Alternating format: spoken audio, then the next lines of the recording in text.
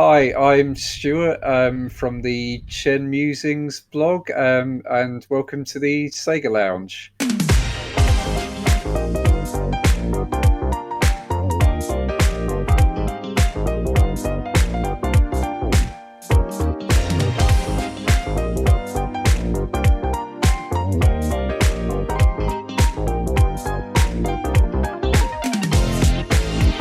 Welcome to the SEGA Lounge, where we celebrate our love for all things SEGA, including the games, the music, and the community. I'm your host, KC. Join me as I talk to different guests and learn more about their projects and passion for SEGA. Hello and welcome to the SEGA Lounge, a podcast that is all about SEGA in all its forms, the music, the games, the community, all things in between. This is episode 264. I'm your host, KC. And as you probably already know, I'm a big Shenmue fan. So this week, I'm not alone. On the contrary, I have a huge Shenmue fan joining me. It's Stuart from the Shenmusings blog. Oh, I messed it up in the end. Hello, Stu. Welcome. Hey, Casey. Good to be here. Yeah. How's it going? Doing well? It's all good here. Yep. Pretty Despite good. the heat, right? We were talking about it before we started recording. Yeah, I'm slowly melting over here, but yeah, it's all good. I've got the fan going. Surviving. Excellent. Okay, so Stu, the way we do things here is obviously we are going to talk about your blog. We're going to talk about Shenmusings. We're going to talk about Shenmue as well. But I always, when I have a person for the first time, this is not your first time on the show. Technically, you've been on the show a couple of times before, but this is the first time we're talking one-on-one here. And so whenever that happens, I like to go to the beginning. I like to get into people's heads, delve into their pasts and stuff. So especially in terms of gaming. So how did you get into gaming? How did it all start for you?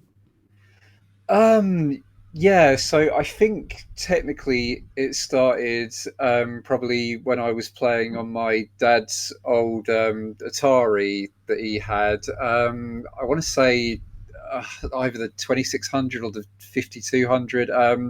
It's whatever one has got that really bad port of Pac-Man, which when I was a kid, I didn't know any better. I hadn't played any other version of Pac-Man, so yeah, to me, the dumb kid, it was it was quite fun, and I think we had Space Invaders and stuff like that on it as well. But I think, but when I got into gaming properly is when we got a Mega Drive, which I believe would have been early 1993, because it was packed in with Sonic 2, which was the first Sonic game that I actually played, as I mentioned on the previous episode with our top 34 Sonic games, and that's sort of what got me into gaming and Sega, and to be an obsessive fan of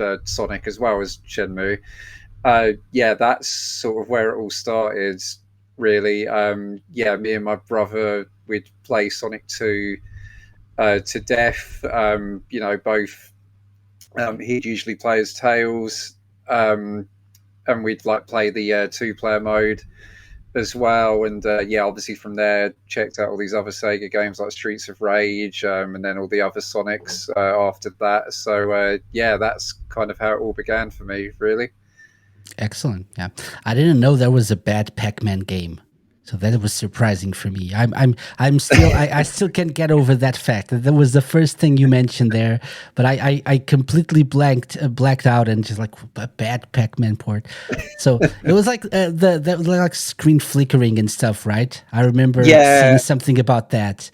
And he's not really a perfect circle either. He doesn't look right. It's not great, but for me at the time, it was entertaining enough. So I also love Pac-Man. I don't think the original the maze like Pac-Man is always good no matter what. So I need to check out that version. that Atari version to see what is so bad about it. But yeah, excellent. So you mentioned Sonic. Obviously, we already know that you're a big Sonic fan from Mhm. your participation in the one of our challenge episodes. You've been on the, like you mentioned, the top 34 Sonic games episode as well for the anniversary. What was it about Sonic that turned you into a big Sonic fan at the time? Um, it was just something about Sonic 2, I guess. It was just really engaging. The fact it was like really colourful, I guess, probably helped. Yeah, I it just really appealed to me. It was really fun to play. Um, I Yeah, I remember finding it more appealing than Mario when I was a kid. Definitely, I Hmm. think I played Mario briefly because I think my uncle had a NES, and me and my brother, we did play that as well. But yeah, it just felt so slow and like plodding compared to Sonic, and there's just I feel like there was just something sort of unique about Sonic, sort of among platformers at the time. It just felt a bit more ambitious. It's not like the levels just have to be made out of blocks. Hmm. Sonic had Yeah, like slopes and loop de loops and all this other crazy stuff. Yeah, and that's true. it's just something about Sonic. Like I've always loved it, and yeah, I can just sort of play them, effortlessly. Especially the 2D games. I've got a lot of muscle memory. Um, with the 2D games especially, and yeah, it's just something about Sonic that's always appealed to me. Yeah, yeah. I never quite realized that. I think never quite thought about it. Like the early Mario games were like very blocky, right? Hmm. There were no slopes at all, right? That's true. I don't think I don't so. I mean, think I'm not an so. I'm expert, trying to but I'm trying to remember because I don't think I don't know if I ever saw Mario before Sonic. I know mhm, I had seen other games. Like I had a sort of like an Atari system as well that I don't yeah, remember very well. I know there were some games involved in there, but Sonic 1 was my first, and the Mega Drive was like my first yeah, proper video game. mhm, But I remember playing Sonic, no, Sonic Mario 2, which mhm, was not really Mario, but like Doki Doki Panic, I think yeah, it was called, and yeah, they just changed it to be a Mario game. I played that on a friend's console, on a friend's NES. And then I think I after that I saw Mario 1, but now that I mhm, think about it, I don't remember any like curvy things, any slopes. It was all very like rectangular, like yeah. blocky, right? Like very straight angles. So that's a very good point. That's a very good point. Yeah. Yeah, and I think it's the fact that Sonic has like always had like unique music and sort of aesthetics for each zone Mhm. as well. Because I don't think that was really well. I don't think it is still that common in like even the modern 2D Mario games. Is it? They repeat a lot of the same Yeah. sort of visuals for each world and like a lot of the music. But Sonic, it's like it's always unique. They really make an effort to make each zone like stand apart from all the other ones. Hmm. So again, I might have found that quite appealing as well. Yeah. Excellent. Yeah. So did you stick with Sega after the Mega Drive? I very much did. Yeah, I got a Saturn, and then a Dreamcast after that. So yeah, I was very much a Sega loyalist. I stuck with them. Obviously, I'm still a Sega fan now, but yeah, I stuck with them to the end of their sort of console output. Hmm. Which yeah, particularly heartbreaking with the Dreamcast because it really felt like oh they've got it right this time, like it will be fine, it will be good, and then yeah, obviously it wasn't, but Yeah. Yeah. yeah, yeah, I Still stuck with them. very good console. Yeah. Still, Oh god, still. yeah, Yeah. yeah, It wasn't the Dreamcast's fault. No, no, For sure. it's not its fault. No, no, no, no. Okay, okay. So if I had to like gun to your head, I know Shenmue is probably number one, or at least I don't know. How do you usually, if you think about like your top five games of all time or something like that? Do you usually? So what I do is I cheat a little bit and I say Shenmue, and it's one and Yeah. two together. Okay. Even though I think Shenmue one is my favorite out of the two, Hmm. I understand two is probably a better game, but like Hmm. I don't know. It's there's something about that like the world of Shenmue one that it appeals to be a bit more. But I Oh, usually absolutely. Yeah. cheat like that. Do you usually rank the Shenmue games separately? Um, yeah, I must admit I do sort of yeah, consider them to be separate when ranking them because yeah, gun to my head, like I would probably say Shenmue 2 comes out on top for me. Um, it's it's just a masterpiece. Like, it's an absolutely brilliant game. Obviously, yeah, the first game like introduced me to it, and yeah, it does have like that more sort of cozy sort of hometown feeling, and it's got sort of a certain atmosphere that the second game maybe lacks a little bit, but I think two makes up for it just in terms of the scale. Yeah. You know, so much more happens in the story. There's a lot more going on, and yeah, Shenmue 2.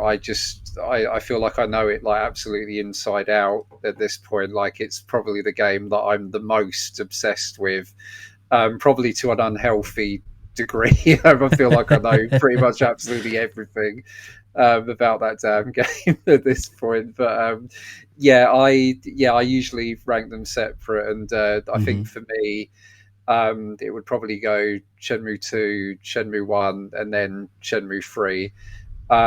And that's not to say Shenmue 3 is a bad game. Like, I honestly don't think it is a bad game, but yeah, that's how I would rank them personally. It's a little bit different, yeah. Okay, Hmm. so yeah, I completely understand. And if someone asked me which one is the better game, Hmm. I would probably say, like, if I was being honest and like objective, I would probably say Shenmue two. Shenmue two is Yeah. definitely the superior game here, right? Hmm. And I really love the story in two as well. I like the scope of it. It's really Yeah. good game.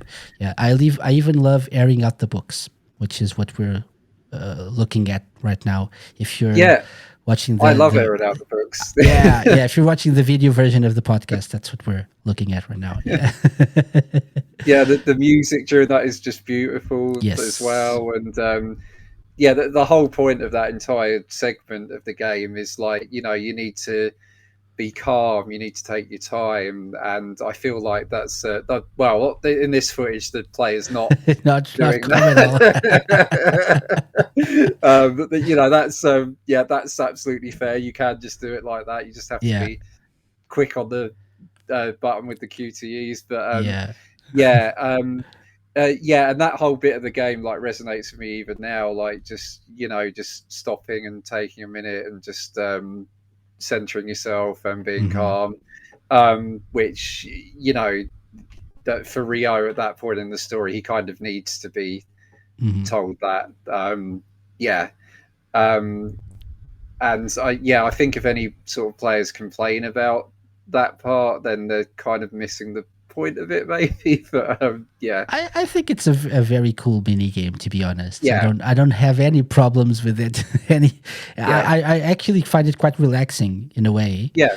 So If you know how to play it, unless you're like always like running and the QTEs yeah, can be annoying, I get it, but just play it the right way. Yeah. yeah, and as we're seeing now, like, if you engage with it and do it, then you're rewarded by learning a new move. So, you Hmm. know, there's a reason to sort of do it properly and engage with it.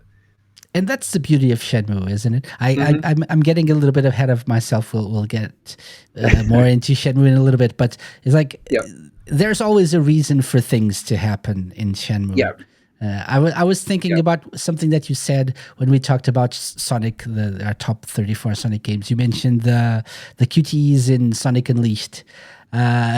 Yeah, And you compare them to the QTEs in Shenmue, and I never had thought about that. But I don't think I can remember any other game. It's not Sonic's fault again. It's not like Sonic Team's fault. It's probably Yu Suzuki and the team's fault that they actually were so thorough, even with the yeah, QTEs, whatever it is that whatever button it is that you're pressing, it yeah, matches the action on screen. So right, but a button is a leg move or something like that, or a jump or yeah, something, yeah. which is not true for I think any other game that at least that I can remember, right, or No, at I'm least struggling to to think. this extent. Yeah, I mean maybe Die Hard Arcade, but then again Mm, that's Sega, so yeah. yeah, Okay. Okay. Yeah. Maybe. But yeah, but there's something, and there's always something really rewarding about doing even the most mundane things in Shenmue. So yeah, that's absolutely. nice. Okay, but I got sidetracked because that's how much we both love Shenmue. But Yeah, I was talking about like your top five overall. So if you had to sorry. Yeah. choose five games, Okay, um, so even if it's not in sorry. order, I know the Shenmue games are like up there. I'm sure, but Yeah. So yeah, all three Shenmue games. okay. I think. Yeah. No, I think all three would be there, and then after that, yeah, we're probably talking like. Oh, it's really hard. I feel like yeah, probably Sonic 3 and Knuckles because I feel like that's the culmination of what they were doing with the Mega Drive games, and the 2D ones like up to that point, and then uh, yeah, I don't know if it would be another Sonic game or whether there's something else that's really resonated. Can be a Yeah, non no, Sega game if you want. yeah.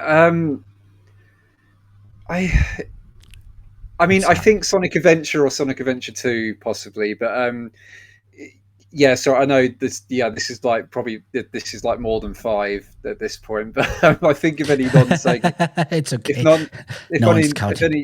yeah, yeah, if any non-Sega games are in there, um, yeah, I think maybe a Zelda would be in there, like Mm, possibly Breath of the Wild. Because I mean, I got into Zelda quite late. The first one I played was Twilight Princess on the Wii, okay. Okay.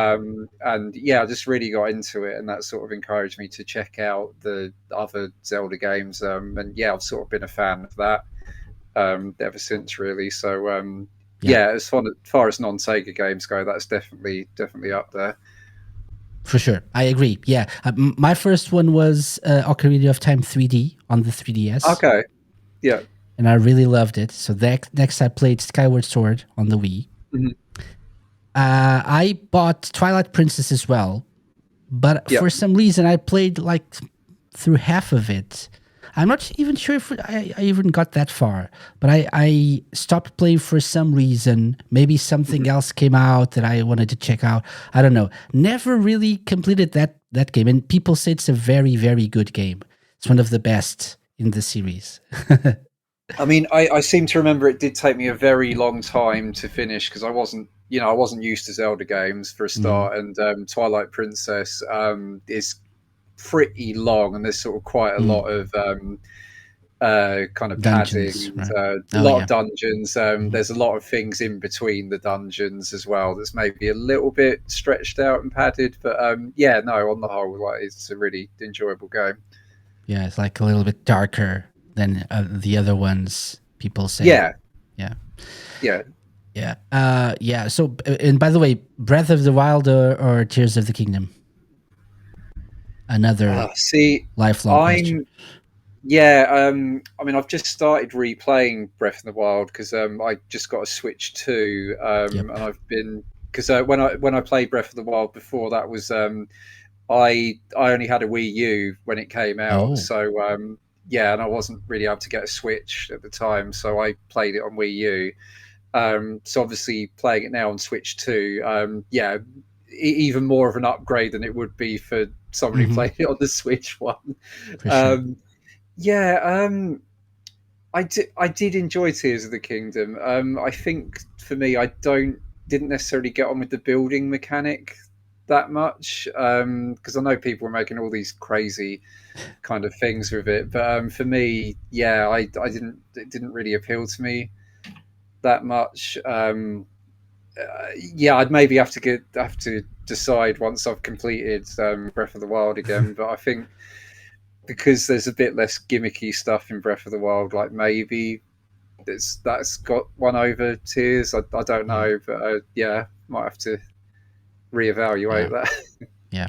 So for me, it's a little bit like the Shenmue situation. Mhm. I know, in theory at least, Tears of the Kingdom is the better game. Yeah. And one thing that I did when I got my Switch too was I went back to both games. And Mhm. something that I realized is moving around and doing things in Tears of the Kingdom is much smoother because of all the abilities that you now have. Yeah. Yeah. Right?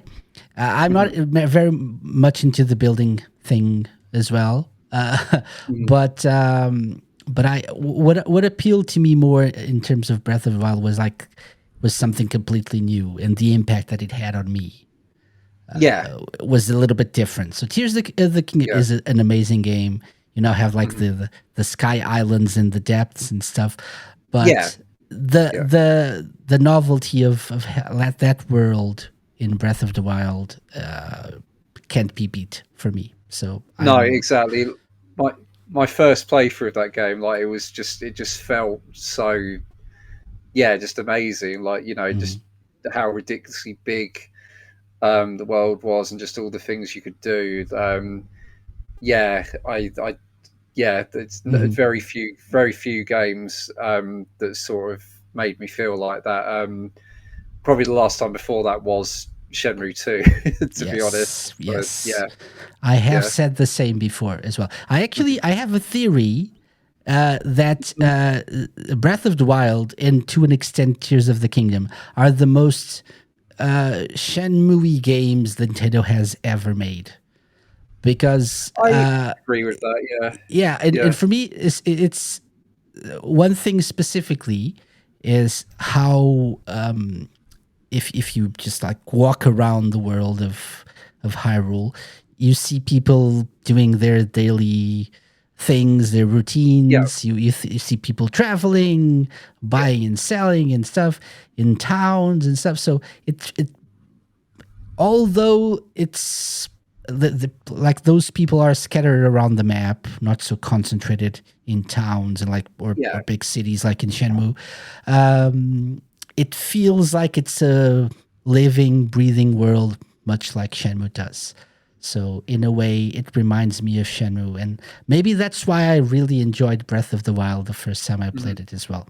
Yeah, sure. It does, and yeah, it has sort of the same sort of relaxing, kind of cozy vibe as well. Like, it's yeah, I'm especially replaying it recently. Breath of the Wild's like very much sort of a nice chill out game for me. I mean, not so much, if you find yourself being surrounded by enemies that are, you can't defeat with the current hearts and weapons that you have. Like, it's Yeah. a bit stressful then, but most of the time, yeah, it's a nice chill Mhm. game. You can just sort of sit back and play. Yeah.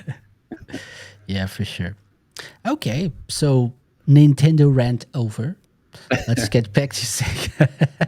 So Shenmue, I feel like we've covered this in a way, but let's go back to when you first played Shenmue, Hmm. and how did you first learn about it? By the way, was it in a magazine? Was it something that you saw and just like thought, oh, this should be interesting, and let me pick it up? Hmm. Yeah, it was in a magazine actually. So I cover this a little bit. It's one of the first posts I did on the blog.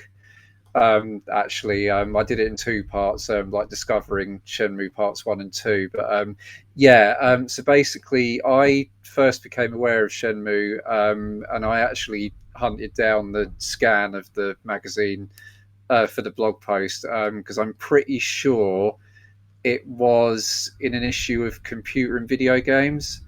Yeah, that's the one. Yeah, I'm fairly certain that's the first I'd seen or heard of it.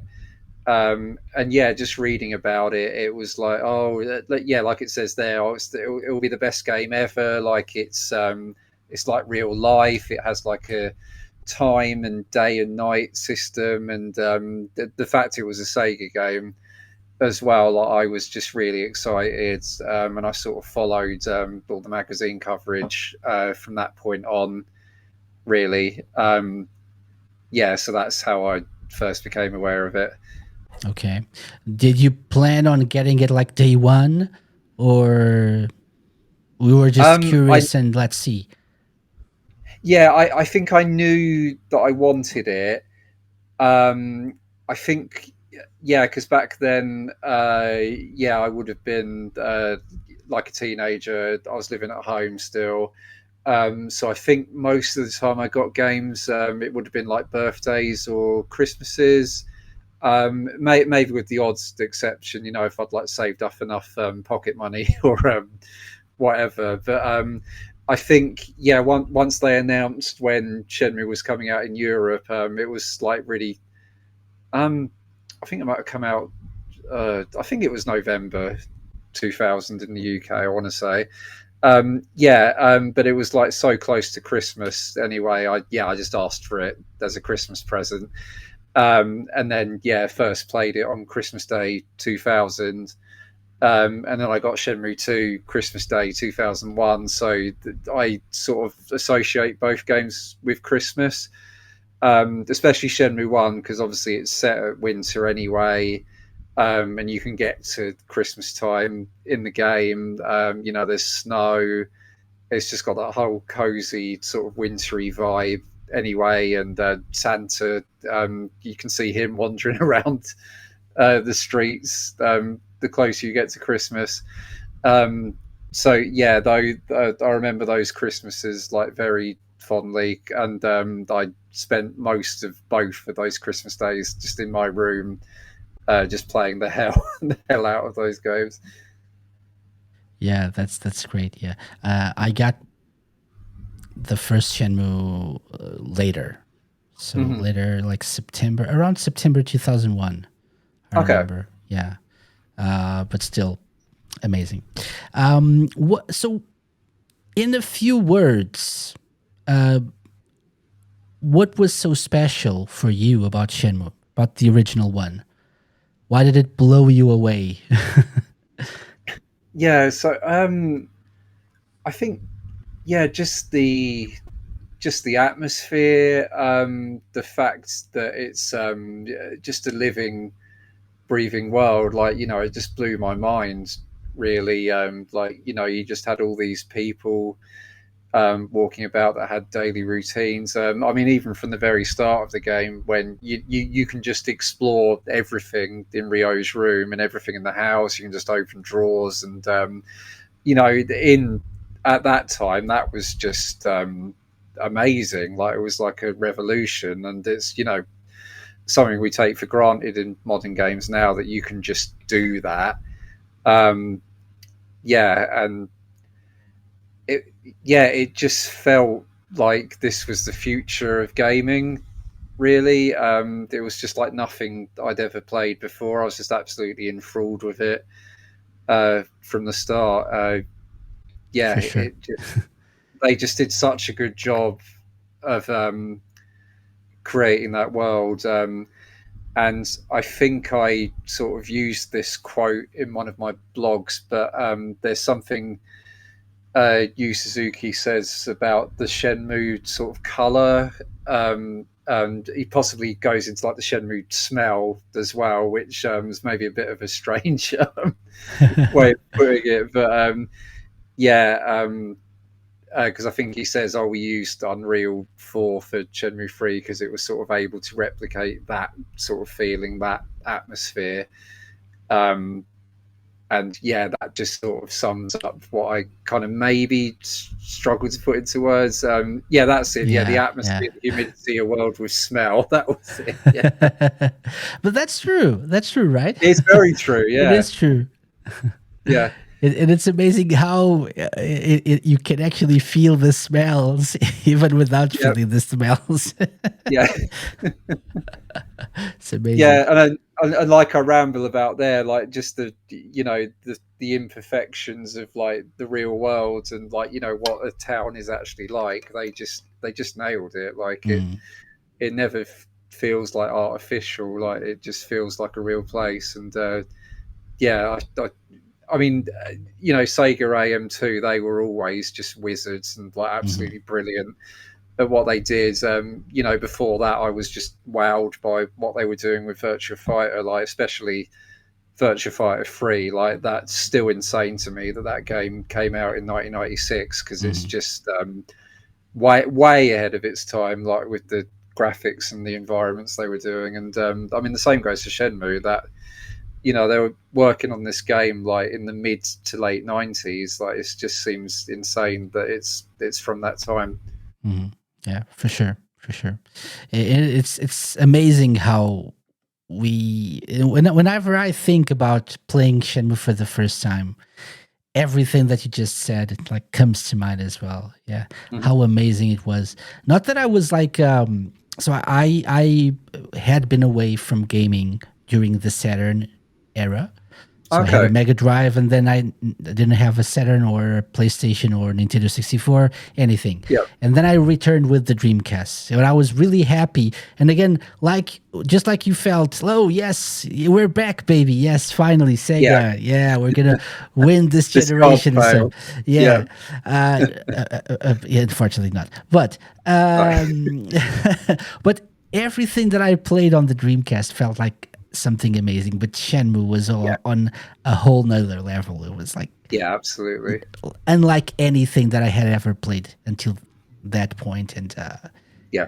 even the music, I've talked about this at length, but like how it introduced me to genres of music that I wasn't really a fan of, and how Hmm.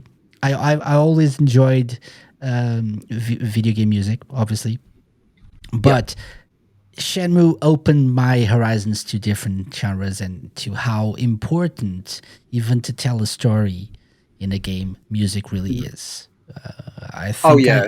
I had always known about it, but not to this extent, Yeah. right? Especially in the first game as well, because Hmm. yeah, the sort of music when you just the wandering around, like the free tracks, Yeah. as they're called, like they change like as the story progresses. And there's one in particular. I think it's called Loneliness, like on the soundtrack. Yeah, and I think what Shenmue does really well, it sort of has this sort of beautiful melancholy to it. Like a lot of the music and the atmosphere sometimes like really is sort of quite dour and sort of quite Hmm.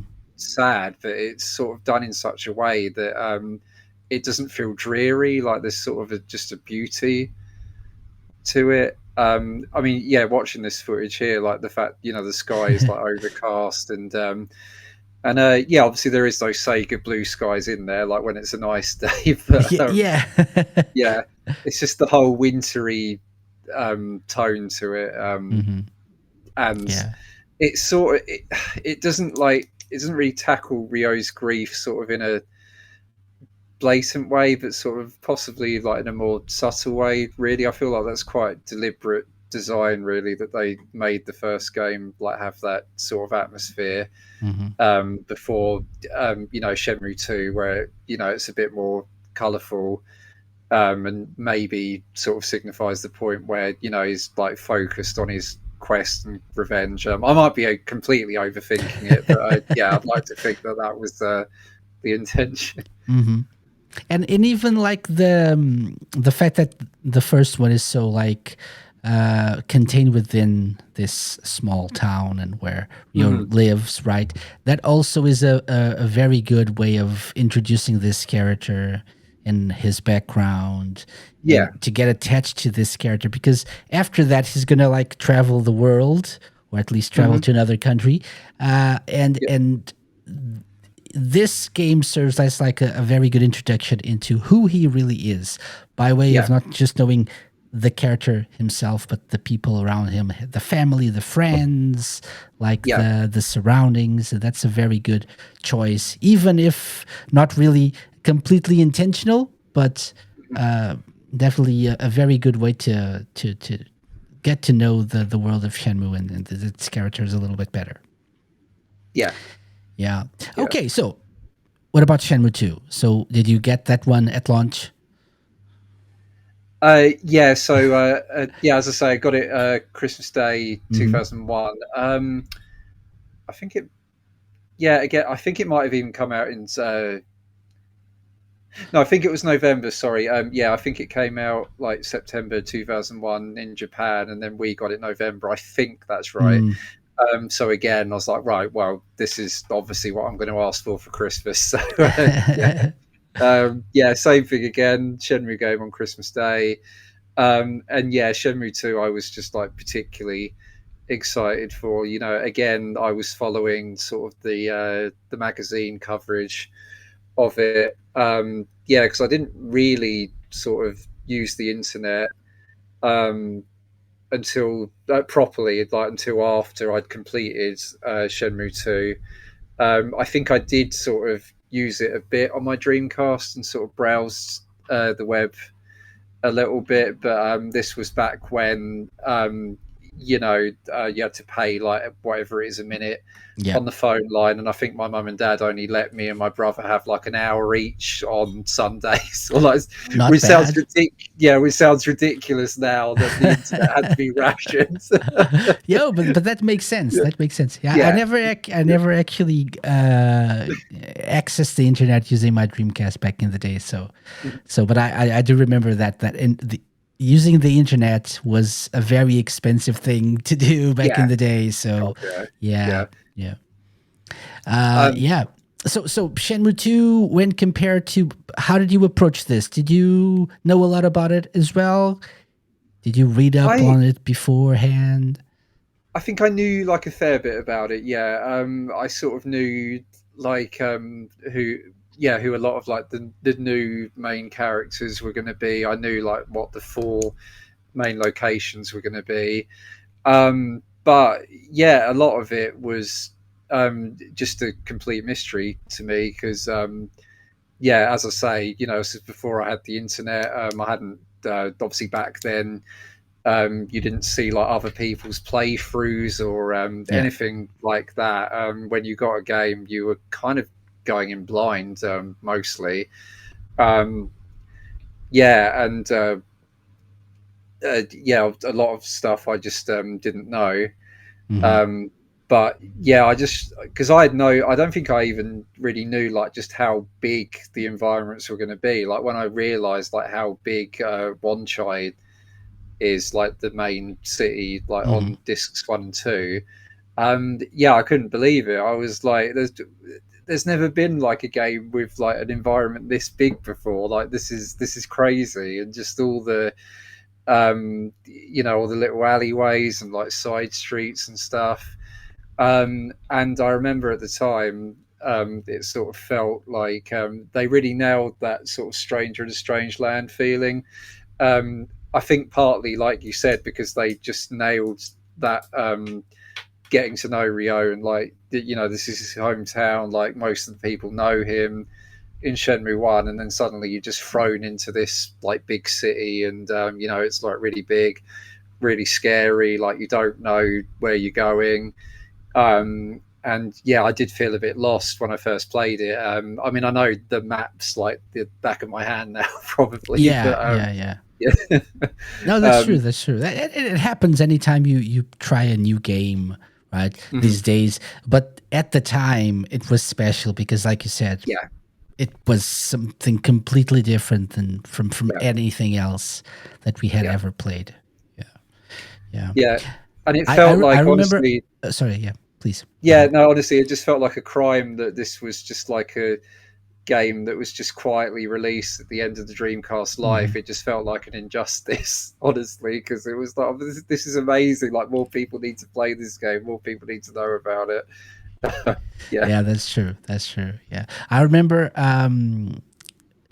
So I actually, it took me a while to decide to get Shenmue 1 Mhm. uh, because I didn't really know much about it. I remember seeing something in a magazine about free Mhm. and thinking, oh, this is nice. This is probably just like a marketing gimmick or something.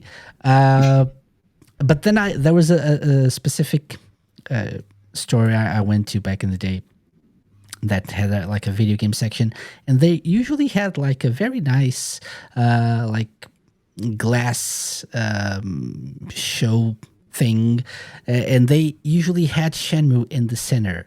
And I thought, Mhm. oh, this is interesting because it's like a very like thick box. Why is it Yeah. so thick? Do we have more discs in this one than the like regular Dreamcast games? And I always looked at that and that maybe I should try this. Not today. Mhm. Okay, another week, another decision to make. Oh no, not today. But then finally, I bit the bullet and never looked back. But when I went to get Shenmue 2, it was like, oh, I saw the package. Oh, yes. So I actually played Shenmue Yeah. 2 like almost immediately after completing Shenmue 1. Oh, So I was, nice, nice. I need to get Yeah. Shenmue 2. I was a little bit like confused about the voice acting. So there was no English dub. Yeah, Right, yeah, because 'cause, we got the Japanese version over yeah, here, which is better than not getting it at all, like for yeah, people in the US. yeah, absolutely. But it was really really amazing. I remember being fascinated with Kowloon, which I didn't know about. I didn't know anything about Kowloon. No, I didn't either. Yeah, No. like a walled city, like that Yeah, fascinated yeah. me. And another thing that I find interesting is the mountains Mhm. in the last disc in Guilin. Yeah, To this day, anytime I see any picture of Guilin anywhere, like, oh, that's Guilin, and yeah. people with me who are not gamers or who don't know about Shenmue ask me, "How do you know that? That's a very Yeah, what are you specific talking fact." about? Like, no, that's because of Shenmue 2. What's Yeah. Shenmue 2? Oh, I'm glad you asked. Let me explain.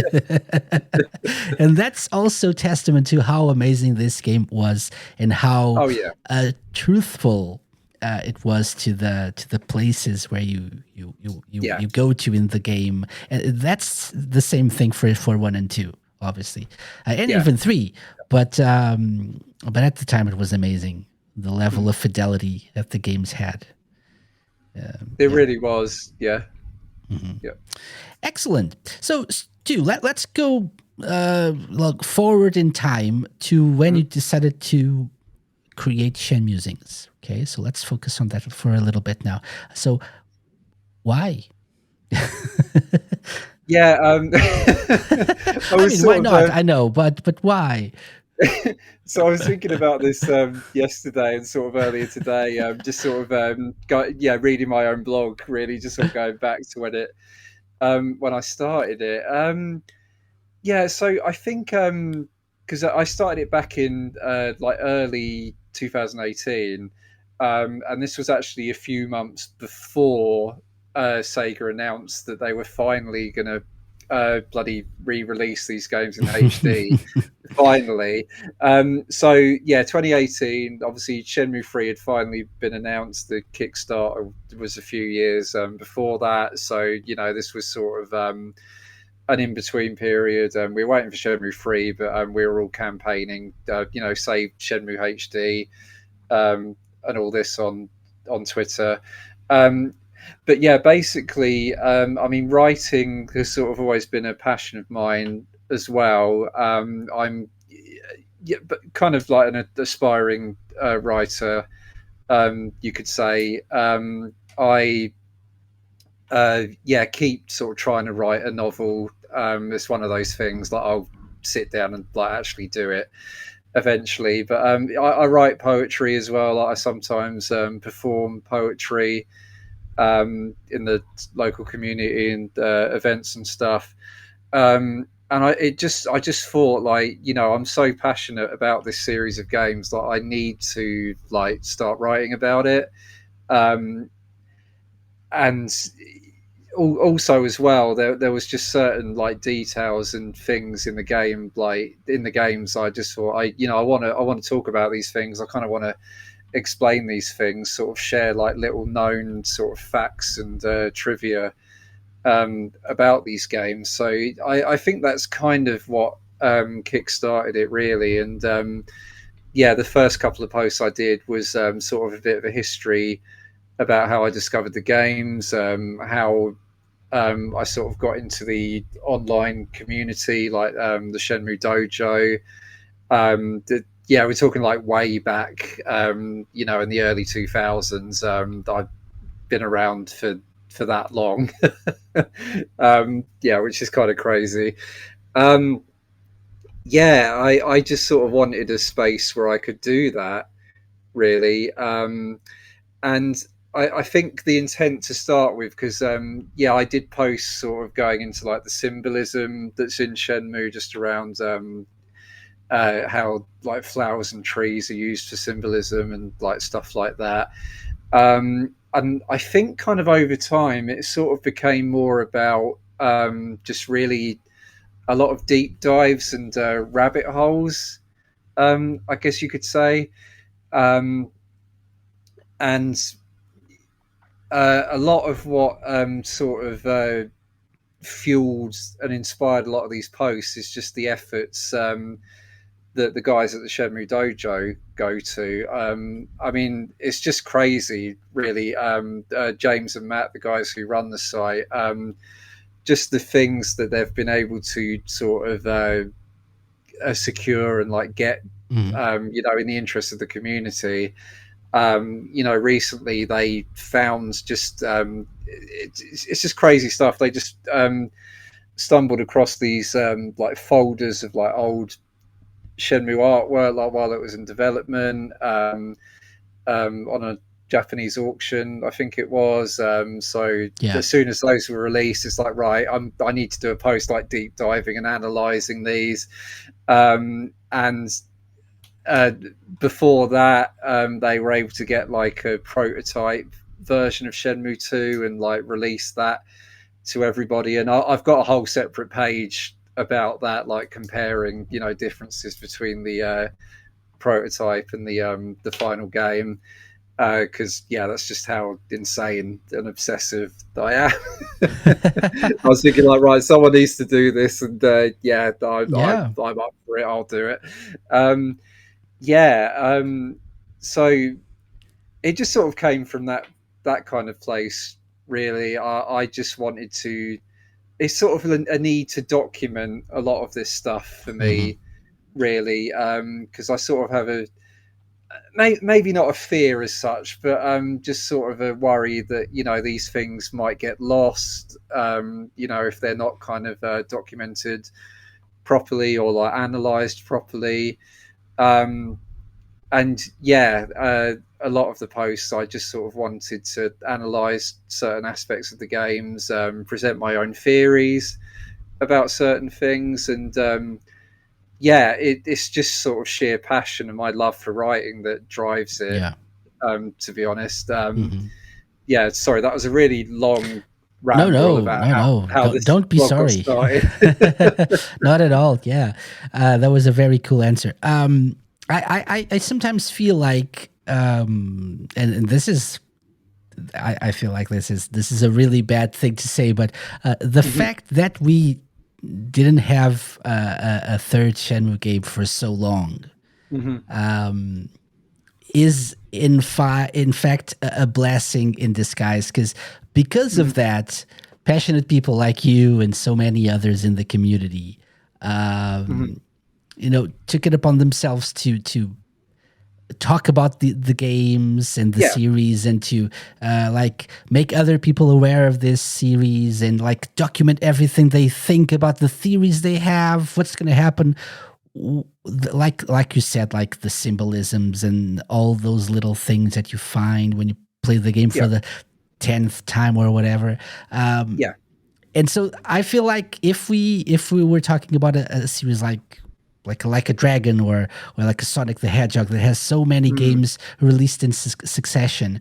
People just yeah, would focus on playing the games. There's always someone who does sort of this kind of thing, but like having yeah, a community as strong as the Shenmue community is also in part because of the lack of games, I feel. So yeah. it's not That is all that. bad. No, and that isn't a really interesting point actually. Because yeah, I think you're right. I think things might be quite different. Like, say, if the Dreamcast was a success, and Shenmue was released in the way that they planned it, and you had all the games like come out like quickly after in succession, and then the story was wrapped up. Like, that's it. Shenmue's finished. Um, yeah, it does make me wonder actually, like in an alternate universe, like when that happens, if there would be quite as much sort of passion and all these different like projects and fan works and stuff. Like, if it wasn't for the fact that we had to wait nearly 20 years Yeah. just to get another game, and obviously not to bring it down, but we're in a similar kind of limbo at the moment where we don't Mhm. really know like what's happening, or if we're going to get another game, or if the story's going to be finished in another way. But I think the fact that we had that sort of I think we kind of called it the wilderness years. Yeah. Yeah, the fact that we had that time. Um, I mean, yeah, to be honest, that's a lot of the reason I sort of because I had a project where basically I put like all of the Shenmue 2 characters into this big database, because it was a bit different from Shenmue 1. Because Shenmue 1, you had the passport Hmm. and the strategy guide books that had like names and profiles for like every single character, which is like about 300. And I remember when I found that out, I think I found a copy of the Prima strategy guide in this sort of independent game shop back in the day. And I was like, "What do you mean? Like, all these characters have names and like birthdays and everything? Like, are you insane? Like, they actually took the time to do that?" And then, so Shenmue 2, that didn't have a passport. The strategy guides that were released over here um, did, and the one that America eventually got for the Xbox didn't have like all these profiles. And then randomly on dojo, the Shenmue Dojo forums, like in like 2002 or something, this guy was like, "Oh yeah, there's these Japanese strategy guys, and they've got profiles for every character." And I was like, "What?" I was like, I need this book. I wasn't really in a position to be able to like order stuff from eBay at the time, but this guy, like, he actually took the time to he sort of made scans of like all the pages of the profiles on it. He put it on a disc and sent it to me in the post, because I think that was there wasn't really a good way of like sending big files Yeah. back then. That was sort of the easiest way, really. And he'd even made like his own sort of custom Shenmue 2 soundtrack as well. Like, I've still got it somewhere. But yeah, he sent me that, and then from there, that was like the first major rabbit hole I went down. I was asking people. It's like, right, we need to translate these profiles. Like, come on, we need to get this information into something. And then I made a spreadsheet, and that was sort of a project on and off for literally years. And then eventually in 2012, again during the uncertain time, we didn't know if Shenmue 3 was happening or not, and Hmm. yeah, I finally released that, and then yeah, now that information's just sort of used on wikis, which we didn't have back then.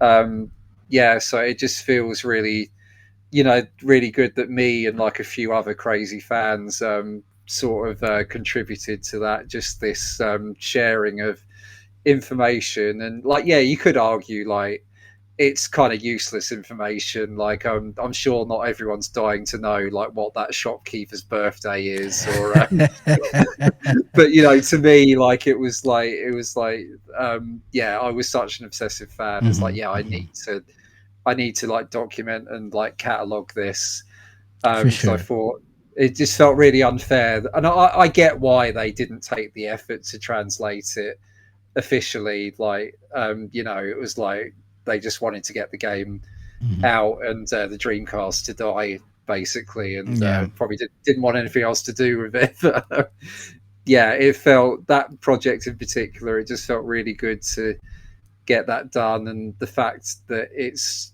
an information source. Like even now, like while people are trying to get all the characters on the wikis, yeah, it's really nice. Yeah, that's great. That's great. And it's a testament to both the team developing the game and the work that they did, right? Yeah, The detail, the level of detail they put into making the game, and also a testament to the community, that the Shenmue yeah, community, and how amazing it is, 100%. right? And Yeah, people like yourself that put in the work. It's really appreciated, very much appreciated. I think yeah, even if some people don't appreciate it, there are a lot more that appreciate it. So yeah, thank yeah. you. And that guy who shared the scans with me, I'd love to know where he is now, because a lot of old forum users from back in the day did sort of come back when Shenmue 3 was announced, but Hmm. I don't think he ever did. Yeah, yeah, his username was Eek the cat, like the cartoon character. So yeah, wherever you are, mate. Yeah, hopefully you're doing well. If And you're watching this, leave us a comment yeah, in the like below. Yeah, do that. Say hi. Say hi. yeah, please do.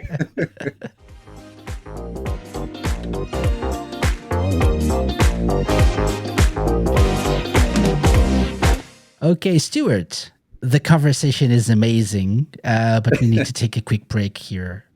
Yep, Do you know why? I don't know why. So I'll explain. Uh, because it's time for something I like to call the Sega Launch Challenge. Now that you know our guests, it's time to put them to the test. It's the moment we've waited for and the moment they dread. Welcome to your doom. I mean, welcome to the Sega Lounge Challenge.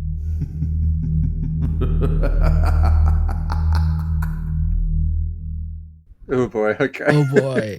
So you've been on a challenge, or like a whole like episode long challenge, but the Sega Launch Challenge actually started as like a segment of this show for our interviewees. So every week we had a different interviewee, we had a different guest, and at the end I played a game with the person. Air quotes here. I tortured Yep. the person with a Oh, challenge. great. Yeah, hence the air quotes. I played a game. Uh, and so this week, I know you're a massive Shenmue fan, but not just a massive Shenmue fan. You're a Sega fan, like we already established today. So what I propose to you is taking on the Ultimate Sega Fan Challenge. Okay, Okay. what's that? 10 rounds of different challenges. Okay. Hmm. There are some questions, some trivia questions, some songs to guess the game, Okay. and other little things in between. Okay. So each round is worth 2 points. Hmm. So 20 points in total. And you just need 10 points. Okay. Sounds easy, right? It does. It does sound easy. Is it easy? We'll see. I think it will Hmm. be. I think it will be. Knowing you, Okay. I We'll think see. you'll crush this. We'll Okay. see. So, are you ready for the ultimate Sega fan challenge, Stu? As I'll ever be. Okay. So, round number 1 is a question, Hmm. and it's a Sonic question. Okay. Okay. Probably very easy. I don't know. In the original Sonic the Hedgehog for the Mega Drive, what is the code you need to input in the title screen to unlock level select? It is up, down, left, right, hold A, and press start. That was very quick. Hmm. Are you sure? I'm pretty sure. Okay, so final answer. Yep.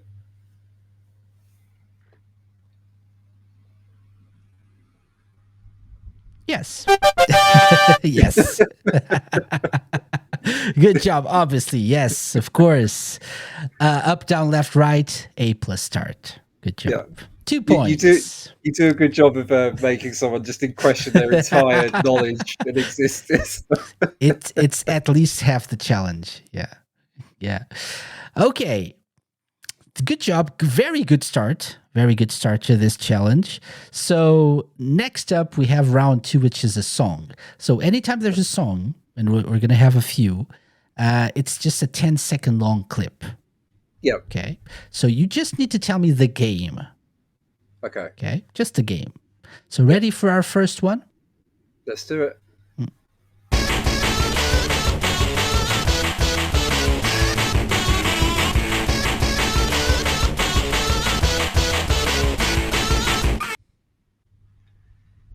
So that is Sonic Battle. Why? Again, very quick. Yeah, well, yeah. I mean, the Game Boy Advance just has that very distinctive sort of sound to the music it has, and Sonic Battle in particular has like a very particular style. So yeah, I'm confident that that's what it is. Okay. So Sonic Battle. Any idea where in the game this plays? I was trying to remember. I know it's in the game. Whose stage is it? I want to say it's Shadow's stage, so Battle Highway, but I might be completely wrong. Yeah. So is it Sonic Battle, first of all? Mhm. Yes, it is. It is. It's Emerald Beach, though. It's the Emerald Sonic Beach. stage. Sonic Yeah. stage. Yeah. Of course it is. But 2 points. Good job. Well done. 4 points Thank already. 2 for 2. Amazing. Amazing. Okay. Number 3 is another question. And this time we're going Shenmue. Okay. Very specific one to make it interesting. That's my jam. Yeah. Okay. So, are you familiar with Dobuita? I am. Are you familiar with the tomato convenience store? I'm very familiar. Yes. Okay. So in that store, specific store, what is the price of a box of matches? Oh my god. I said Wow, it was that is- specific. Yeah. Oh Jesus. Oh. Oh, you might have got me there. Let me think. What do you think? Matches. Think about it. A box of Oh. matches. What For is the some reason- price? For some reason, 150 yen is in my head. So let's go with that. Final answer. Yeah. Yeah. Are you Yeah, sure? I think so. Yeah, let's go with that. Okay, so there are some things that are that cost 150 yen. Mm-hmm. That's true. For example, I'm trying to look at my list here. For example, AA size batteries Mm-hmm. with Mr. Yukawa Yes. on the box. Yep. C size batteries also 150. Candles also 150. So you're saying a Okay. box of matches is also 150 yen. Yeah. Yes. Your answer, Stu, is incorrect. No. okay. It's 50 yen. Is that 50 all? yen. Yeah. Okay. Yeah. Very cheap. It's the cheapest. I think they're the cheapest item here in the store. So 50 yen. Damn. Okay. So close, but not quite there. Okay. Yeah. No worries. So no points here, but still 4 points and still a long way to go. So lots of time to Yeah. make that- up for that is a- this. That was a good question. No, I it have to wasn't. say. This was an incredibly hard one, but thank you for saying that. That's what I meant. Yeah. Okay, round 4, another song. Ready? Okay. Yeah. Yep. Let's take a listen.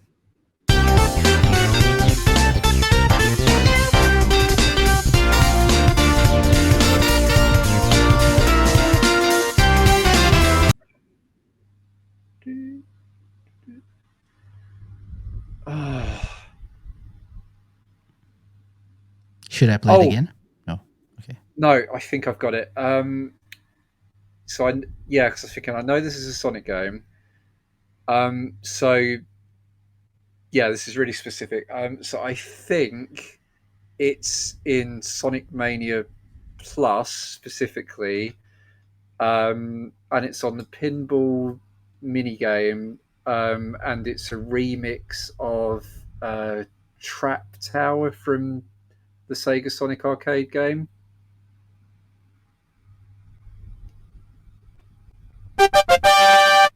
Yeah. Good. Is that it?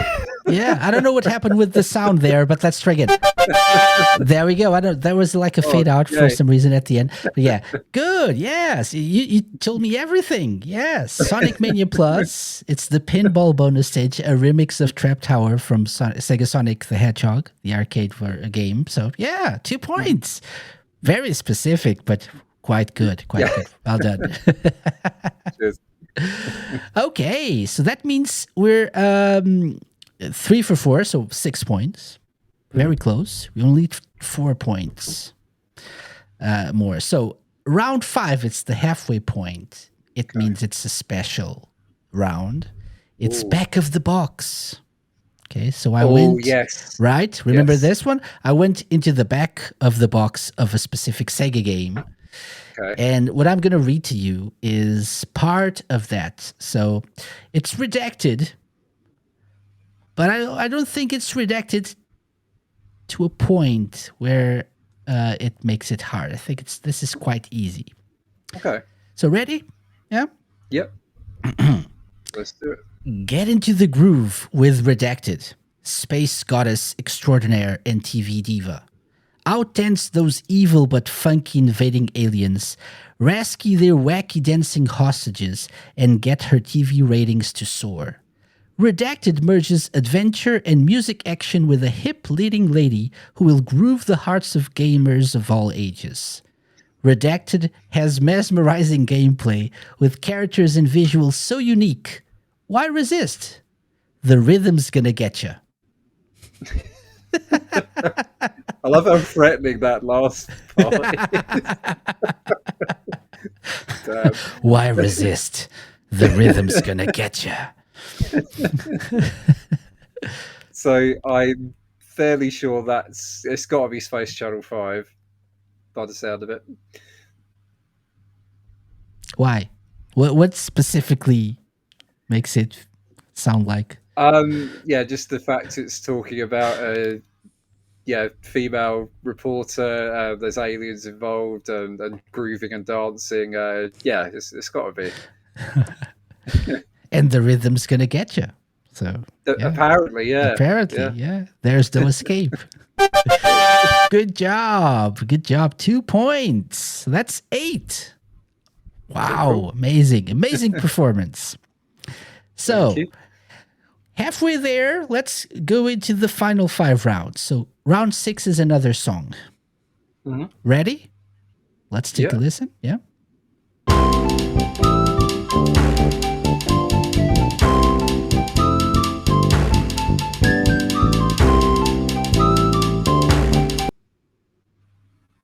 Ah. Yeah. So I think this is from Shenmue 3. And I think this is it's like the title screen for the Bailu Chan Hunt DLC, if that's what it's called. Yeah, because it's part of the Battle Rally DLC, but I think that music is for the Bailu Chan Hunt specifically. Yeah, pretty sure it's that. Okay. Did you enjoy that part of the DLC? I did. Yeah, I thought that was actually really fun.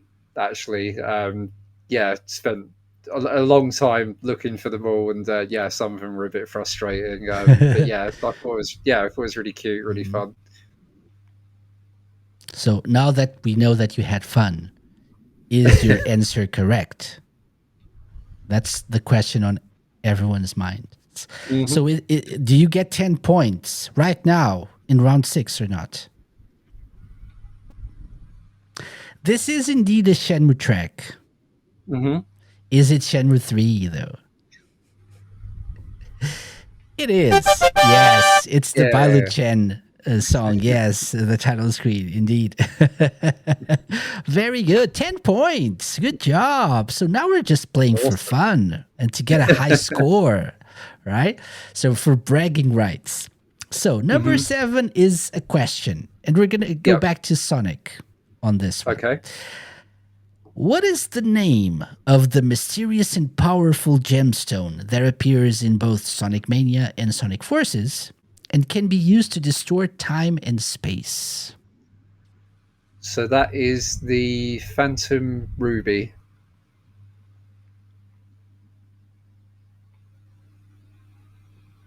Yes. I've got nothing. Yes, that's it. 2 points. Well done. Well done. Thank you. Okay. You're amazing. So, round 8 is another song. This is our last song, by the way. Okay. Okay, let's take a listen.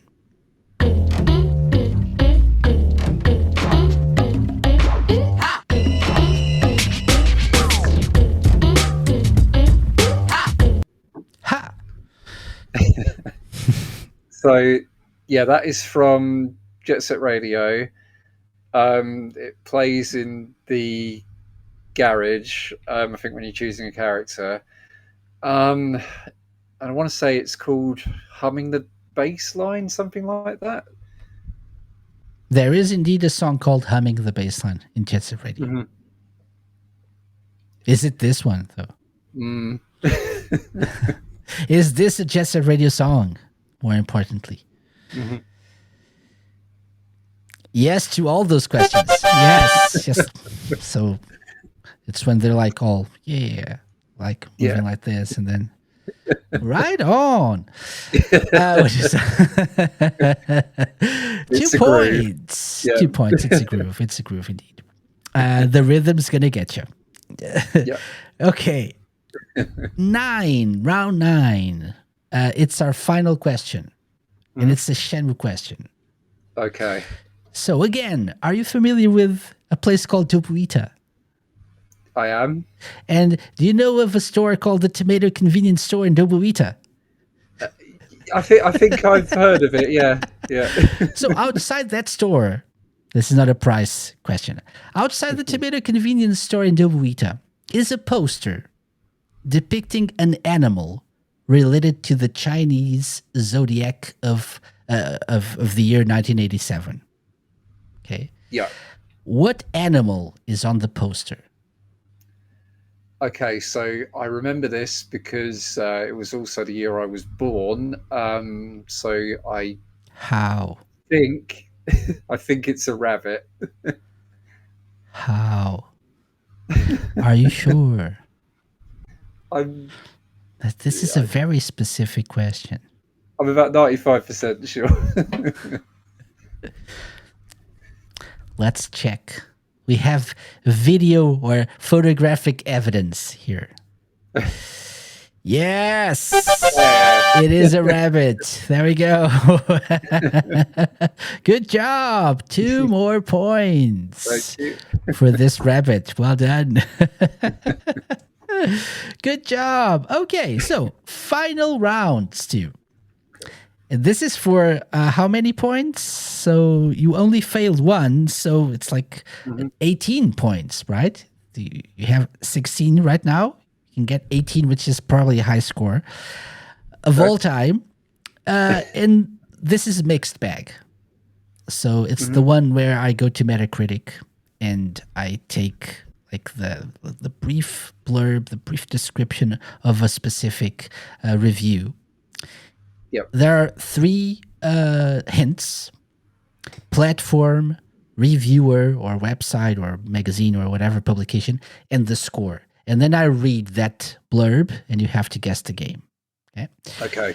So your clues are: it's a Dreamcast game, reviewed by the Dreamcast HQ, Yep. who gave it a 70. Okay. So, okay. And this is not very specific, but I think if you know your stuff, you probably will get this.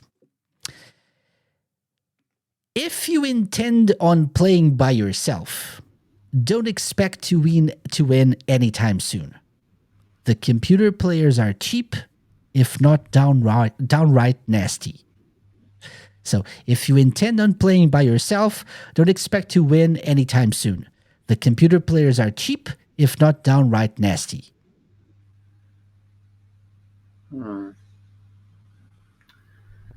So, yes, it's making me think it's a fighting game. If you play on your own.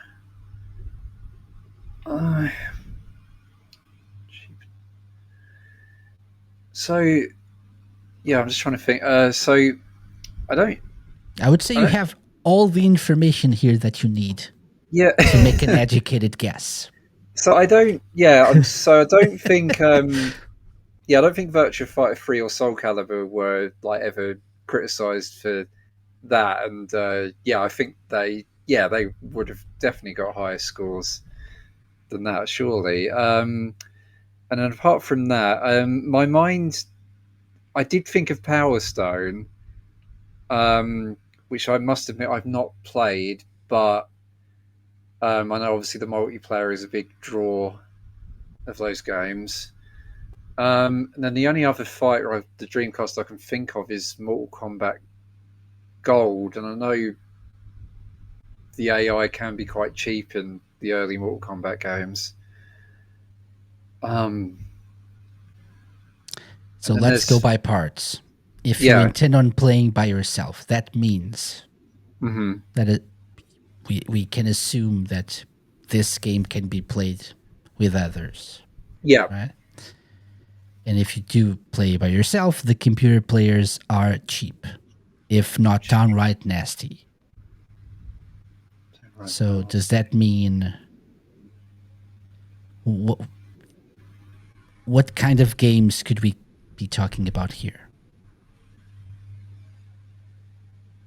So,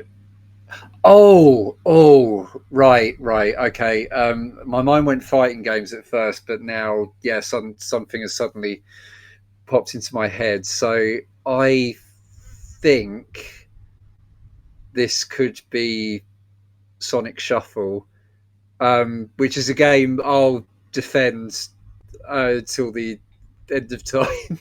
By the way, I'm sure Skill Jim will will attest to that. Yeah. So yeah, given the general reception the game got, and yeah, the computer can be like just outright cheat sometimes. Yeah, I'm gonna go with Sonic Shuffle. So you went from fighting games to Sonic Shuffle. Yeah, I I don't know why my mind went fighting games first, but then when you broke it down again, I was like, oh, Sonic Shuffle. Like I just suddenly remembered that game existed and was probably more likely to have that sort of lukewarm reception. So yeah, I'm gonna go with that. Okay, I'm just checking something here. Mm-hmm. No, I don't think we have it here. I can't find this. Oh, yeah, no, there are no reviews here on Metacritic, at least. For a game that you mentioned, which was Mortal Kombat Cold, which is not the right answer. I was trying to see what the Metacritic score for that was, but we have no reviews here. For Mortal Kombat Gold. Yeah, poor. For Power Stone 2, for example, it's 87, which is Okay. quite good. Quite good. Yep. For Sonic Shuffle, which you just mentioned, it's 54. Oh, damn. Okay. Wow. Wow. Based on Wow. 21 critic reviews. Wow. CNET give it a 40. So what you're Ooh, saying come here on. is Dreamcast HQ gave it a 70, which is not a bad score, right? Are you correct or not? Yes, it is Sonic Oh, no Shuffle. way. Yes, it is. Good job. Yeah. The Antagonist, which is a publication I'm not familiar with, give it an 82. Good job. Oh, good. GamePro Good on give you, it an the 80. antagonist. Yeah. Yeah. Yeah. Good job. So and Dreamcast HQ started like 70.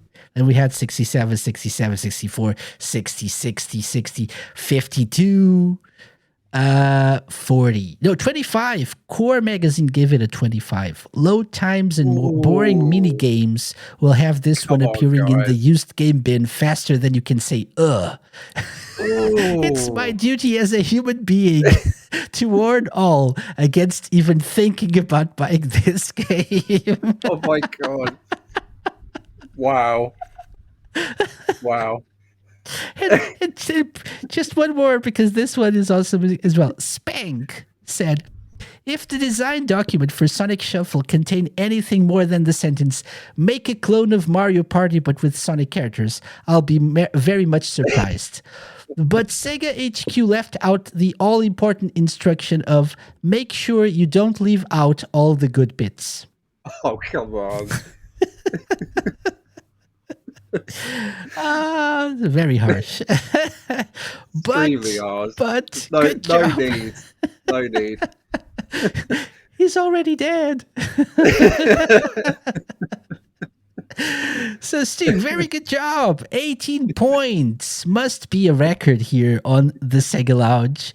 And that means you get the official Sega Lounge seal of approval. Well done. Yay. Very good. It's very cute. Thank you. Yeah, and you will get one that I'll send to you later. So we'll talk about that later, because it's a real thing, by the way. Amazing. Thank Yeah. you. So thank you very much for being a good sport and taking part in the Sega Launch Challenge.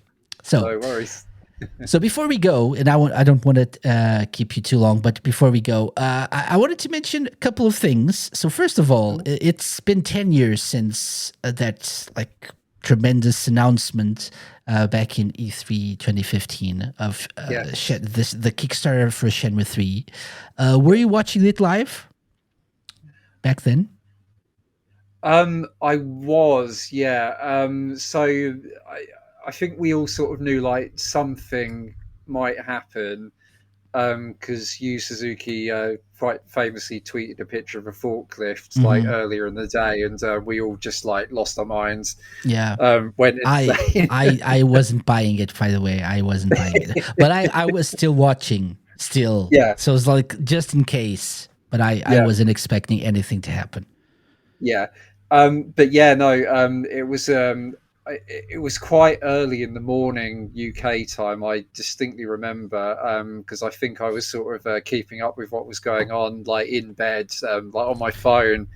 And then when I saw like it had been announced, like I went like absolutely crazy.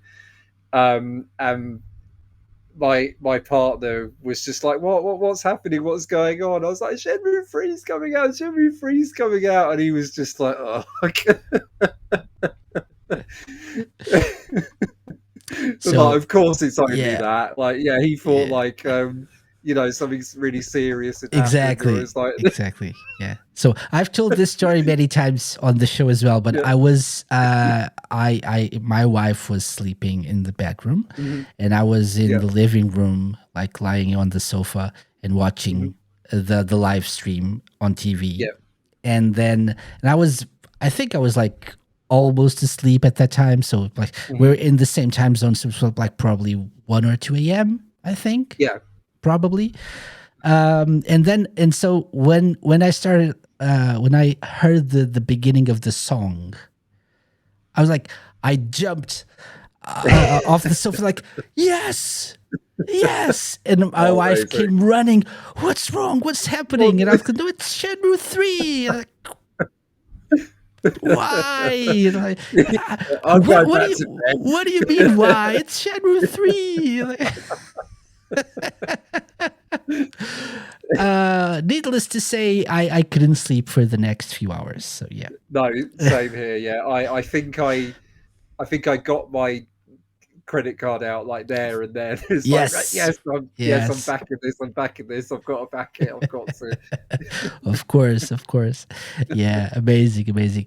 And so did the game live up to the hype that you felt back then, or because it's a divisive game and it's not Yeah, probably what some people were expecting, yeah. but we have to understand it was a Kickstarter game, which in Yeah, itself gotcha. Yeah, also brings with it some challenges. But yeah. did it live up to the hype for you?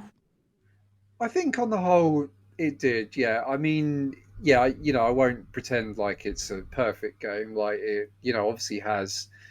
It has its flaws. As I say, I'd probably rank Shenmue 2 over it, but again, that game obviously had much more of a budget and the bigger development team, and yeah, the circumstances were obviously quite different. Um, but yeah, like on the whole, I think it's like a really solid game, and yeah, I mean, people sort of complained, it didn't advance the story enough, and I can kind of understand that criticism, but it does actually sort of reveal like quite a lot more sort of lore and overall like detail to the Yeah. backstory. And yeah, admittedly, it does feel like a lot of the major sort of events are like crammed in like right at the end.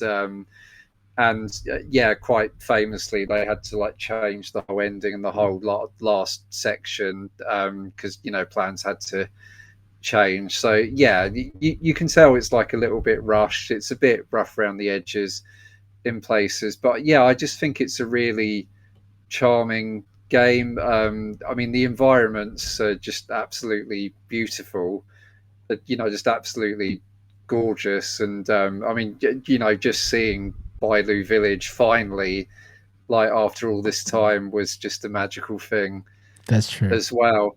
And yeah, like I think it is a there are there's flaws. There's a lot of shortcomings to the story and the plot, but gameplay wise and atmosphere wise, I think it's like a really solid game. And the fact that a Kickstarter game came out like in such a a solid and good state, really, and didn't come out like a glitchy mess that had to be patched like several Hmm. times, like certain games do these days. Yeah, Yeah. I just think it's a miracle that the game came out as good as it did. Honestly, Mhm. I Yeah. don't on a Kickstarter budget. Like, yeah, I just think it's amazing. Hmm. Yeah. So Eh, yeah, I think it's worthy of being alongside the first two games. Yeah. for sure. For sure. I've seen criticism of the visuals. I don't get it like, to be honest. Yeah, and like you said, like seeing Bailu Village for the first time, Mhm. that was a special moment. Yeah.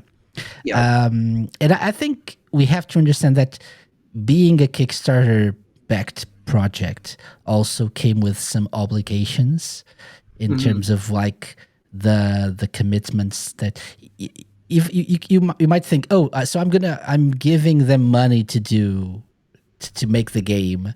Yes, Yeah. but you're also demanding some other kinds of rewards with it. So, and that poses some Yeah. other challenges as well.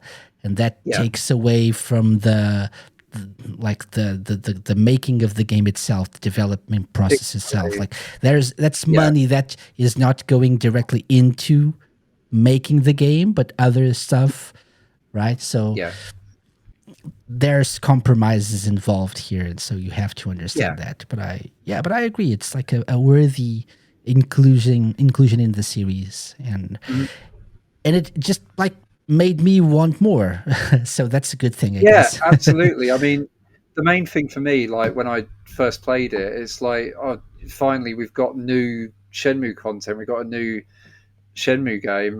That was always the main thing for me. And yeah, it was never meant to finish the story. Like, I Hmm. don't know where this idea came from, Yeah. that it was meant to be a trilogy and this game was meant to finish the story, but it drives me absolutely insane.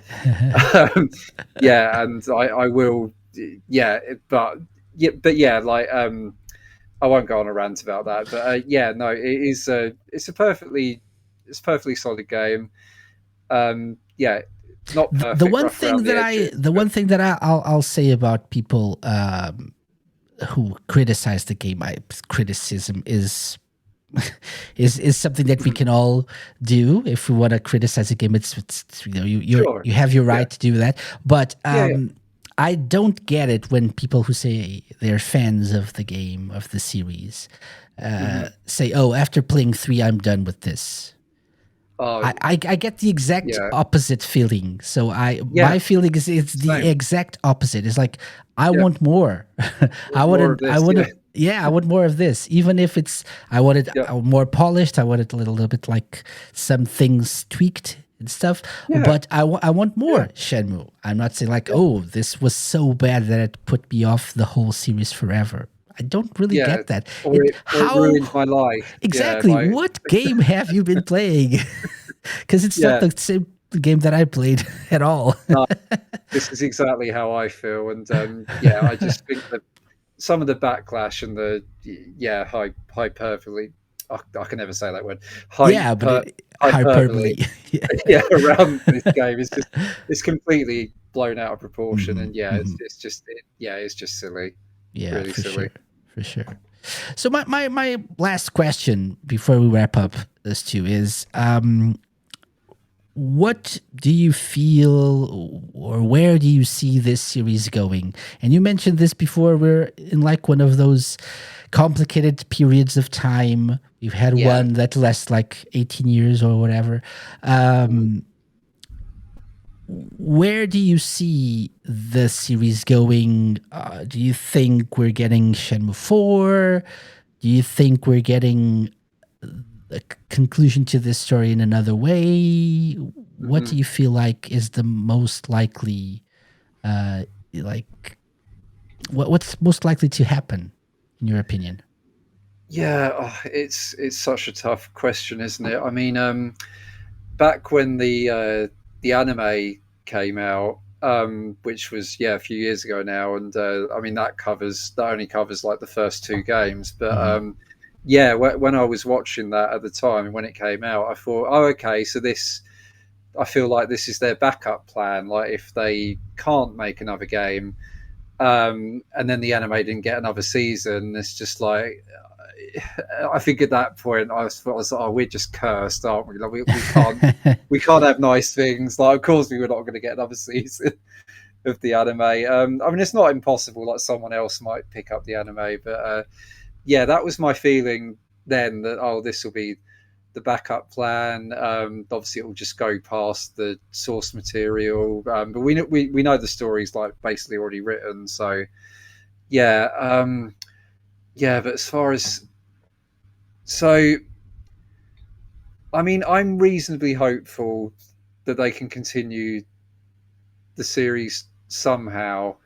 The only sort of doubt I have is because personally, I don't think one more game is going to be enough. I just sort of have that feeling that we're not that far into the story yet that they're going to be Same, able to do that same. Yeah. successfully. And I get it at this point, you know, there's going to have to be compromises. There's no way that we're going to see like the entirety of like Yu Suzuki's original like plan, original outline. And there's going to be cuts and compromises. There probably has been already.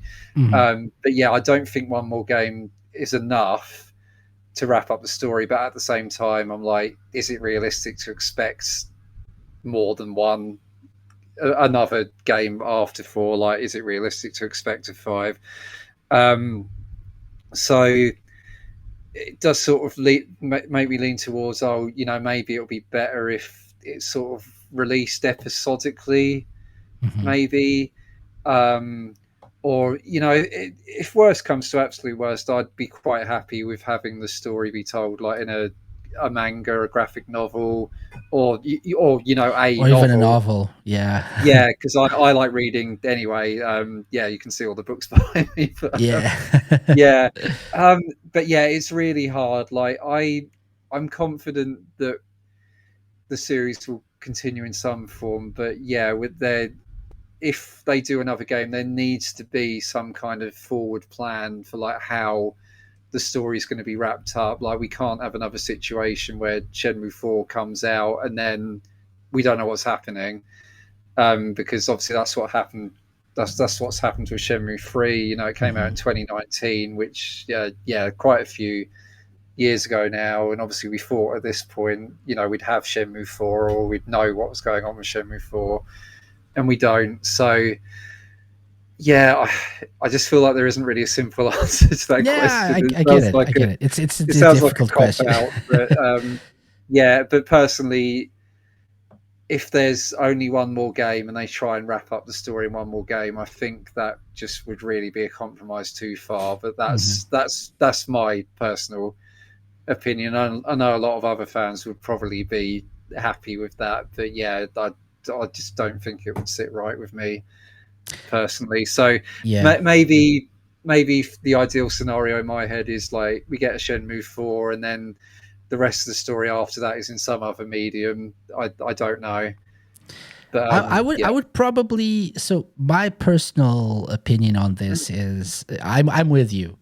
I don't Mhm, think, I mean, a Shenmue 4 is possible. mhm, It would be the last one for sure. Like mhm. Shenmue 4 or whatever they want to call it, like Shenmue the finale or something like that. Yeah, I see it could go two ways. So compromising and putting everything into the final, like the final game, one game, or not putting everything because obviously it's not possible. So like cutting stuff to just like make one game and like wrap up the story, I don't think would be my preferred option. But no, for example, you could go one of two ways. First one would be release like whatever is between the ending of Shenmue 3 and like the later chapters in the story. Release mhm, that as like a graphic novel or proper novel or whatever, and then yeah, have us play the ending of the story, like the proper ending of the story, mhm, as a very good final game in the series. yeah. That would be an option. Another I could see option that would working. be, like you said, but I think I would prefer that to having a Shenmue 4 that doesn't conclude the story and then having the Yeah, ending in another kind of media. I think I'd prefer it the other way around. So, I get that. That probably makes more right? sense. I would Yeah, I would yeah, like to finish the story myself, yeah. if that I know makes what you sense. mean. Yeah, Yeah. yeah, So that's those two options I think are doable. mhm, Another way would be to like have Shenmue, but this would probably not be as good as one of the other options. But to have like maybe reach out to uh to the Metal Gear Solid guy, to Kojima. and mhm. and help him or ask him for help in making very very long cutscenes in between parts of gameplay. So you would play like a chapter. The next chapter would be like a very long, like Kojima like cutscene, which would be the next chapter of the story. So we just like sit for an hour with popcorn. Yeah, Oh, okay, and then you'd yeah. play the next chapter, another hour long cutscene. Yeah, okay, that's I mean, you saying that, like in all seriousness, one, I would take a visual novel as well because I mean mm, that's kind of the same thing, isn't it? Like you're playing a cutscene yeah, almost. Yeah, I feel like that would possibly be a good medium as well. yeah. But then, that's me. I've played like a few visual novels and I quite Mhm. like them, so, but I don't know if they're for everybody. Yeah, yeah, that's true. That's true. But I get it. It's a very complicated, it's a very tricky question in a very tricky Yeah, period we're in. right? This Uh, yeah, but yeah, I feel like there's still hope for more Shenmue. And I'm looking at like your background, and I'm seeing the figgies, yeah. like figures behind you, which I also Mhm. have, and I feel like it's proof that there's still there's still like a financial plan to make things involving Shenmue, to make Yeah, money out of Shenmue. absolutely. So Yeah, hopefully there's still a little bit of hope that we can have more Shenmue. And in Games now has a license to publish Shenmue there is that 3. too. So Yeah. I don't know. I don't know if that's enough, but hopefully it is. Yeah, and I think that's the frustrating thing as well. Like yeah, because Shenmue hasn't really gone anywhere like since Shenmue 3. Because as you say, they're still releasing all this merch. Yeah, limited run games Hmm. did that sort of batch of Shenmue 1 theme stuff, and they're going to do Shenmue 2 stuff Yeah. eventually. Um, yeah, and I'll quite happily buy it because I know it's, well, hopefully going some way to support the series. But yeah, I just don't want to be here like in a few years' time, and I'm still buying Shenmue figures or whatever, going like, oh yeah, one day. So like at least we have the merch. So At that's least we that's have the something. merch. We That's something. don't know what happens in the story, but we Yeah, have the merch. We'll have a yeah. room We full we of don't merch. we don't have an official Blu-ray release of the goddamn anime, but Yes. yeah, we've got other merch. We've got a soundtrack of the anime. We haven't got a Yes. Blu-ray Yes. release or even a DVD release, but we've got a soundtrack. So Yeah, yeah. Yeah, indeed. Okay, but anyway, until then, hashtag let's get Shenmue 4. So absolutely, absolutely, let's get behind that. Let's keep yeah, pushing for that, and hopefully we'll yeah, see something new. I'm hopeful for at least, I think, news very soon this year. I'm guessing, yeah, like for Shenmue 3 by in games on like Xbox, Switch. I'm yeah, guessing it'll happen at least that. So that will yeah, at least be another way to like breathe some life into the franchise and get more people behind it. Hopefully, yeah. I really I played Shenmue 3 on my Steam Deck, but Mhm. I would quite happily have it on my Switch to play Oh, it absolutely. like I'd get it on on a Switch too. a Yeah, lighter handheld console. yeah, That would be nice. absolutely. Yeah. Stu, thank you very much. So I've kept you long Thank enough. you. So my last question of sorts is people are listening to this. Obviously, they understand you're a massive Shenmue fan. Um, what's your elevator pitch for people to go check out Shenmusings?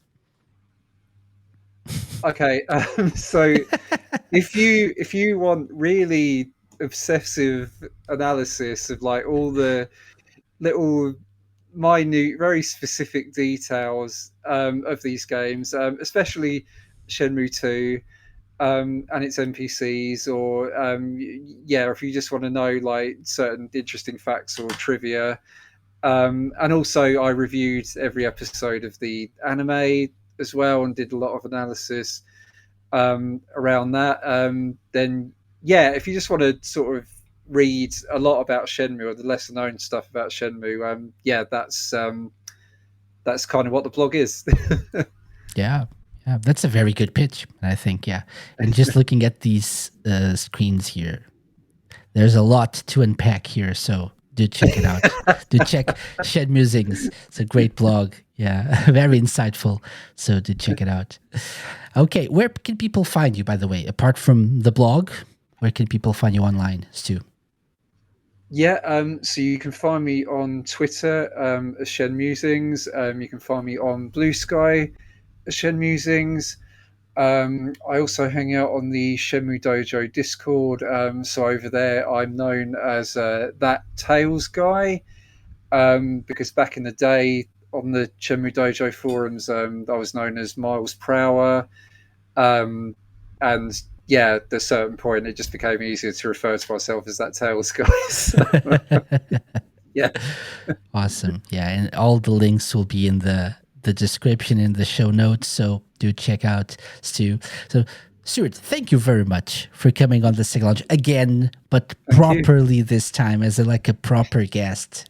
It was really nice to hang out and know more about your story and your passion for Shenmue. So hopefully we can do this again very soon. Absolutely. Yeah. And as for people watching or listening, thank you very much for hanging out with us. This was a very cool episode of the Sega Lounge. We'll return next week with probably another interview. So many interviews these days. Amazing.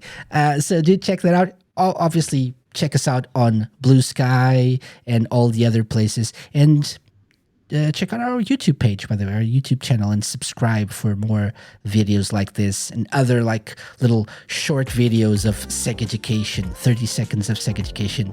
Those are coming out regularly as well. But we'll see you all next week. Bye-bye. Thank you. Bye. Let's get Shenmue 4. Let's get Shenmue 4 and let's get sweaty.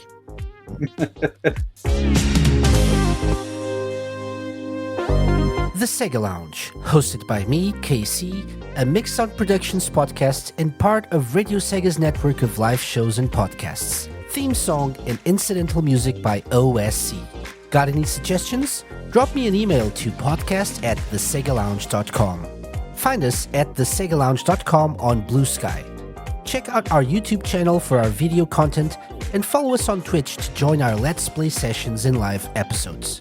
You can find previous episodes of the show by going to thesegalounge.com on the TerraPlayer app and wherever you listen to podcasts.